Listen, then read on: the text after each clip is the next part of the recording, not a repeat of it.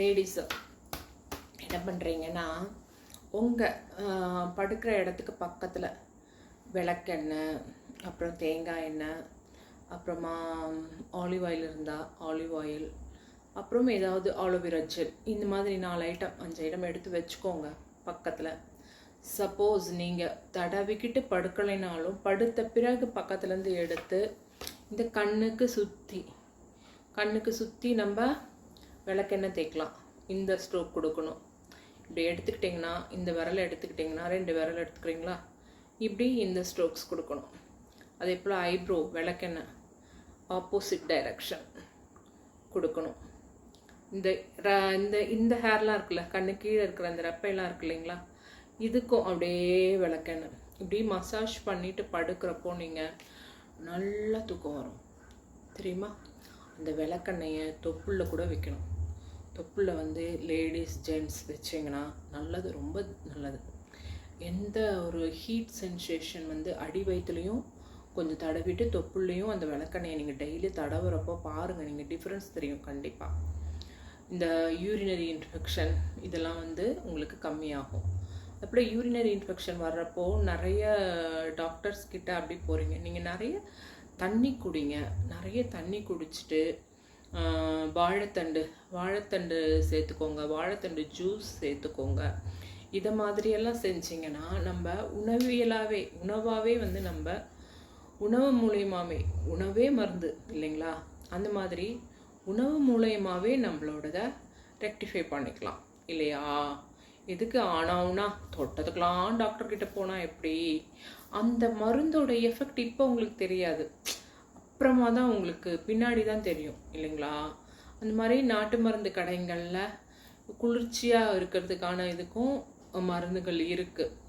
அதுதான் இந்த உணவுப் பொருட்களே போதும் உங்களுக்கு. ஏன்னா வாழைத்தண்டு பவுடராக கிடைக்கும், அங்கே வாழைத்தண்டு பவுடர் கிடைக்கும். அதை வாங்கி கலந்து நீங்கள் வெந்நீரில் கலந்து குடிக்கலாம். இல்லையா அருகம்புல் அது இது பண்ணலாம். வில்வம் இதெல்லாம் வந்து இன்னர் பார்ட்ஸ் நல்லா நம்மளுக்கு பார்த்துக்கும். இது கேரளாலாம் பார்த்தீங்களா, வந்து இந்த ரெட் வாட்டர் அப்படி சொல்லுவாங்க. அந்த ரெட் வாட்டர் அவ்வளோ நல்லது தெரியுமா, ஸ்கின்னுக்கு நல்லது, உடல் உறுப்புகளுக்கு நல்லது. அதில் பார்த்தீங்கன்னா தனியாக ஃப்ளேவரோ தனியாக டேஸ்ட்டோ எதுவுமே கிடையாதுப்பா. ஆனால் நம்ம தண்ணி கொதிக்க வைக்கிறப்போ அதை கொஞ்சம் எடுத்து போட்டு கொதிக்க வச்சு ஆற வச்சு நம்ம குடித்தோம்னா, சூடாக குடிக்கிறதா வடிகட்டி குடிக்கலாம், இல்லையாட்டி அப்படியே வடிகட்டி வச்சிட்டோம்னா கொஞ்சம் நேரம் கழித்து ஒரு மணி நேரம் வச்சுட்டு வடிகட்டி கூட வச்சிடலாம். இல்லாட்டி அது அடியில் போயிடும், நோ இஷ்யூ. அது அப்புறம் நீங்கள் எடுத்து குடிக்கிறப்போ நல்லது, ஸ்கின்னுக்கு நல்லது, உடல் உறுப்புகளுக்கு நல்லது. இப்போ வந்து ரீசண்டாக யாரோ ஒருத்தர் சொல்லி கேள்விப்பட்டேன், லிவரில் வந்து கொழுப்பு இருக்குது மேலே அப்படி படிஞ்சிருக்கு, அதுக்கு என்ன பண்ணுறதுன்னு தெரியலன்ற மாதிரி சொன்னாங்க. ஸோ எனக்கு அந்த பொடி உங்களுக்கு காமிச்சதான், இப்போ பேர் சொன்னால் உங்களுக்கு சரியாக இதுவாகாது, அதை காமிச்சு அதை எப்படி செய்யணும்னு சொன்னால் தான் நீங்கள் செய்வீங்க. நார்மலாகவே நம்ம இந்த கொரோனா டைமில் வந்து சில வீட்டில் இருக்க ஐட்டமே போட்டு ஒரு கஷாயம் மாதிரி குடிப்போம். கபசுர குடிநீர் குடிக்கலாம் இப்போ கிளைமேட்டுக்கு இல்லையா. கொஞ்சம் சீரகம், கொஞ்சம் சோம்பு, ஓமம், கொஞ்சம் மஞ்சத்தூள், லெமன் வந்து ஆஃப் லெமன் அப்படியே அரிஞ்சு போடணும், 4-5 அரிஞ்சு போடணும். அந்த ஜூஸை எடுத்துகிட்டு தோல் போடக்கூடாது, அந்த ஜூஸும் தோலுமா இருக்கணும். அரிஞ்சு போட்டுட்டு வடிகட்டி நல்லா கொதிக்கணும் அந்த தண்ணி. இப்போ நீங்கள் வந்து ஒரு 4 பேர் இருக்கீங்கன்னா 2 டம்ளர் வச்சிங்கன்னா அந்த தண்ணி வந்து ஒரு 1.5 டம்ளர் 1 டம்ளர் ஆனால் கூட ஓகே தான். அது நல்லா கொதிக்கட்டும். இல்லை அப்படியும் குடிக்கலாம், இல்லையாட்டி உங்களுக்கு அந்த தண்ணி ஒரு நல்லா கொதிப்பதம் வந்தவுடனே நம்மளுக்கு தெரியும்ல, அந்த ஒரு கொஞ்சம் குறுகுன உடனே கூட எடுத்து வடிகட்டி அதை குடிக்கலாம். தேன் கலந்து குடிக்கலாம், தேன் கலக்காமையும் குடிக்கலாம். அந்த மாதிரி குடிச்சிங்கன்னா இந்த மாதிரி ப்ராப்ளம் சரியாகும். ட்ரை பண்ணுங்கள். அழகு கலைன்னா சொல்லிக்கிட்டே போகலாம். பார்த்தீங்கன்னா ஒரு திருவிளையாடலில் ஒரு கதை வரும். பார்த்தீங்கன்னா திருவிளையாடல் ஸ்டோரி பார்த்துருக்கீங்களா படம், அதில் வந்து ஒரு கதை வரும். என்னென்னா, ஒரு அரசி வந்து கூந்தலை நல்லா விரித்து போட்டு, அதில் தேவிகா நடிச்சிருப்பாங்க, விரித்து போட்டுட்டு அப்படியே சொல்லுவாங்க, பாட்டு பாடுவாங்களே, பொதிகை மலை உச்சியிலே புறப்படும் தென்றல் ஆடை போற்றி வைத்த மேனியிலும் தவழ்ந்திடும் தென்றல், பொதிகை மலை உச்சியிலே புறப்படும் தென்றல்.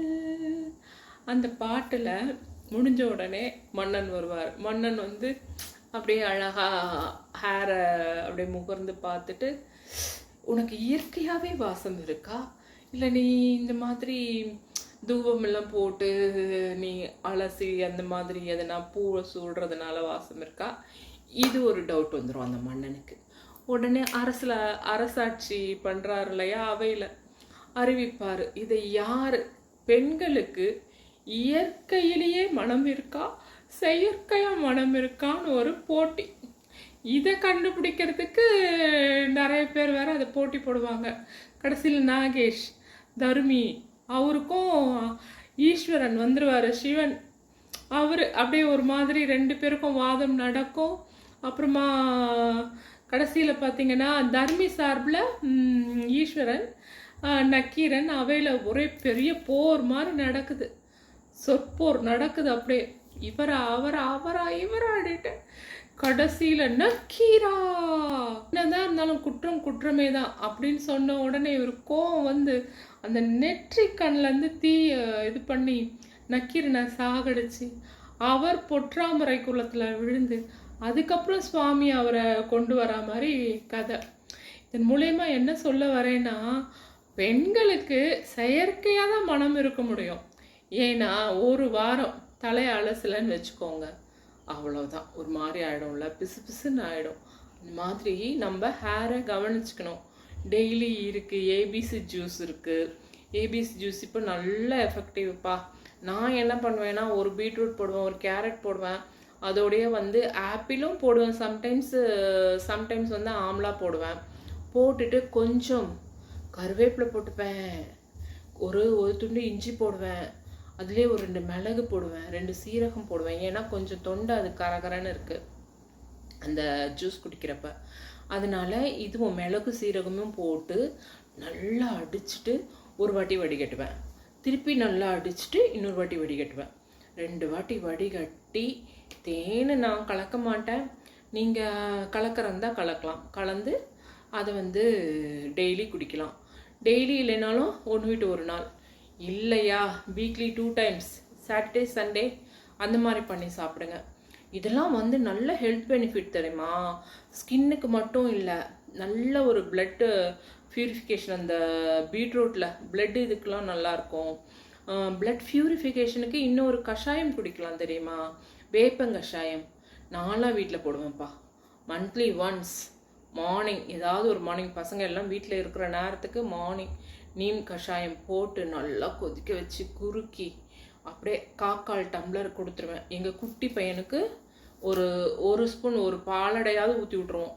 அந்த மாதிரி என் பையனை இன்னும் பார்த்தீங்கன்னா படுடா இல்லை ஒழுங்காக குடிக்கிறியா இல்லை, ஒவ்வொரு வாட்டி என்ன பண்ணுவோம், நான் ஒரு சைடு என் பொண்ணு ஒரு சைடு படுக்க வச்சு பிடிச்சி ஊற்றுற நேரத்துக்கு போயிடுவான். அப்புறமா தான் அவன் சொல்லுவான், இல்லை அம்மா எந்திரிச்சு நானே குடிச்சிட்றேம்மா.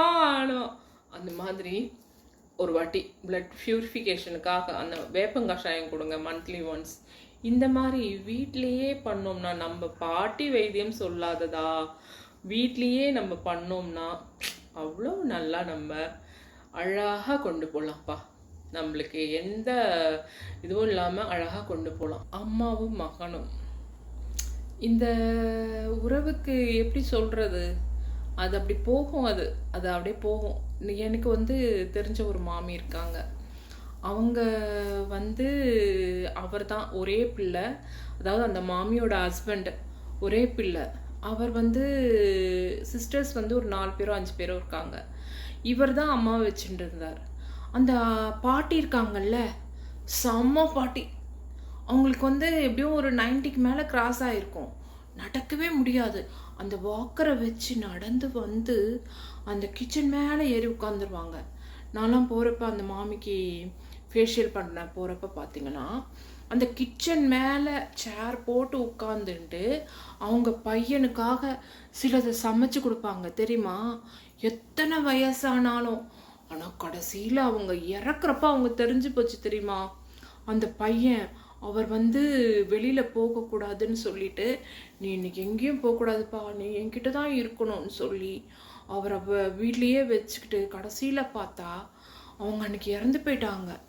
அவர் மடியில் படுத்து கடைசி நேரத்துக்கு மடியில் படுத்து துளசி தண்ணி எடுத்துட்டு வான்னு சொல்லி துளசி தண்ணியை விட்டு அந்த கடைசி நேரத்துக்கு அந்த பாட்டி, நீ என்னோடையே இரு, என்னை எங்கேயும் போகக்கூடாது.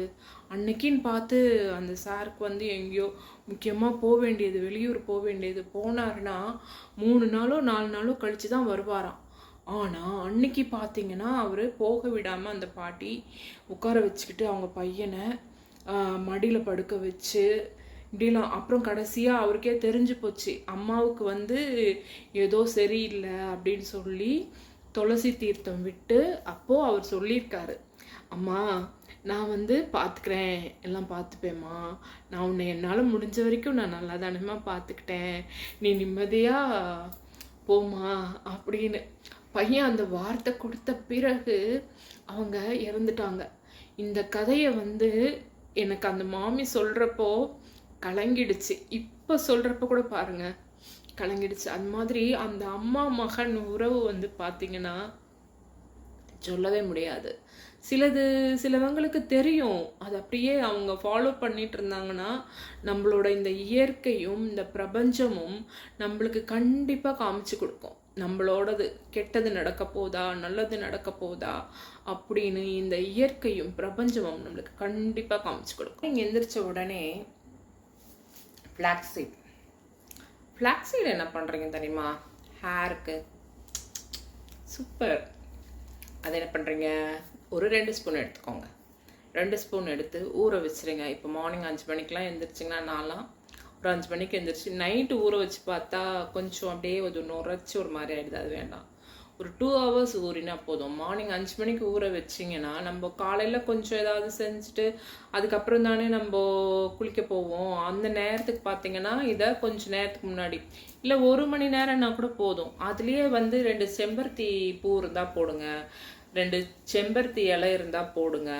போட்டு வெந்தயம் கொஞ்சம் போடுங்க. அப்புறம் கருஞ்சீரகம் கூட போடலாம். போட்டுட்டு கொஞ்சம் போதும். ஒரு அரை ஸ்பூன் கருஞ்சீரகம், 1/2 ஸ்பூன் வெந்தயம், 2 ஸ்பூன் 2 செம்பருத்தி, கொஞ்சம் 4 செம்பருத்தி இலை, ஃப்ளாக்ஸீடு 2 ஸ்பூன். ஓகேவா? எல்லாம் போட்டு ஊற வச்சுட்டு மிக்சியில் ஒரு அரை டம்ளர் ஊற்றி நல்லா அடிச்சுக்கோங்க. அடிச்சுட்டு அதை வடிகட்டுங்க. வடிகட்டினா வெறும் ஜெல் பதத்தில் வரும். அந்த இதுவை எடுத்து நல்லா ஹேருக்கு நல்லா மசாஜ் பண்ணி, எப்பயுமே பார்த்தீங்கன்னா இந்த ஃபிங்கர் டிப்பில் நல்லா மசாஜ் பண்ணுங்கள். மசாஜ் பண்ணிவிட்டு அப்புறமா ஒரு 1/2 an hour விட்டு வாஷ் பண்ணிவிடுங்க. அடித்து சொல்கிறேன், சும்மா ஹேர் சில்கி ஆகிடும் தெரியுமா. இப்போலாம் நிறைய தேவையில்லாத ஷாம்புலாம் போடுறாங்க, அதெல்லாம் போட்டு இதாகிடுது. ஹேர் எக்ஸ்டென்ஷன் பண்ண வேண்டியது இருக்குது, அதெல்லாம் இருக்குது. அதனால் கொஞ்சம் மெனக்கெடணும், எல்லாத்துக்கும் மெனக்கெடணும். இப்போது சமைக்கிறோம், அந்த பாத்திரத்தை தேய்ச்சி தானே சமைக்கிறோம். அந்த மாதிரி தான் அந்த பாத்திரத்துலேயே வச்சிட முடியுமா? அடுத்து மறுநாள் சமையலுக்கு டெய்லி 3 வேளை சமைக்கிறோம். ஸ்நாக்ஸு இவ்வளோ அது இதுன்னு வாங்கும். அந்த மாதிரி தான் உடலுக்கும் ஃபேஸுக்கு தேவையானது போடணும், ஹேருக்கு தேவையானது போடணும். இப்போ இருக்க கிளைமேட்டுக்கு பார்த்தீங்கன்னா ஒரே ட்ரை ஆகிடுதா, அதுக்கு கை காலெல்லாம் எண்ணெய் தேய்ச்சிட்டு படுக்கணும். அதுக்காக தான் சொல்கிறேன். படுக்கிறப்போ கிட்டக்க வச்சிட்டோம்னா அந்த ஆயிலை நம்ம படுத்த பிறகு கூட எடுத்து பக்கத்துலேயே இருந்துச்சுன்னா, பெட்டு பக்கத்துலேயே இருந்துச்சுன்னா நம்ம எடுத்து தடவிக்கலாம். ஓகேவா? இந்த கிளைமேட்டுக்கு நம்ம ஆயில் தடவலைன்னா ஒரு மாதிரி ட்ரை ஆகிடும். அப்புறம் இந்த முட்டிக்கிட்டையெல்லாம் சிலருக்கு கருப்பாக இருக்குது. அது ஏன்னா இந்த மாதிரி சீசனுக்கு அப்படியே விட்டுடுவாங்க, அந்த இடத்த கொஞ்சம் கவனிக்க மாட்டாங்க. அதனால தான் அந்த இடத்த நீங்கள் கொஞ்சம் ஆலோவேரா ஜெல், ஆலோவேரா ஜெல் நேச்சுரலாக கிடச்சாலே அந்த சோத்துக்கத்தாழையை எடுத்து நல்லா அங்கே தேய்ச்சி விட்டு எங்கன்னா பக்கத்தில் இருக்க மண்ணை எடுத்து நல்லா ஒரு மட் பேக்கை போட்டிங்கன்னு வச்சுக்கோங்களேன், ஒரு கிட்டத்தட்ட ஒரு 1 வீக்கில் ஒரு 2 டைம்ஸ்னு ஒரு 4 வீக்ஸ் செஞ்சு பாருங்கள் எவ்வளோ ரிசல்ட் வருதுன்னு பாருங்கள். அந்த மாதிரி சிலதெல்லாம் வந்து கொஞ்சம் கொஞ்சம் சின்ன சின்ன மெனக்கடல் தான். நம்ம சமைக்கிறோமா அந்த டைமில் வந்து நமக்கு ஃபேஸ் போட வேண்டியது போட்டுக்கலாம், இந்த மாதிரி கையில் போட வேண்டியது போட்டுக்கலாம். அந்த மாதிரி நம்ம வந்து நம்மளோட ஐடியாஸ் தான். இந்த நேரம் நம்ம பண்ணுறோம், அந்த நேரத்துக்கு நம்ம பேக்லாம் போட்டுக்கிட்டு இருந்தோம்னா 2 வேலையுமே ஆச்சு, அப்புறமா குளிக்க போகலாம்.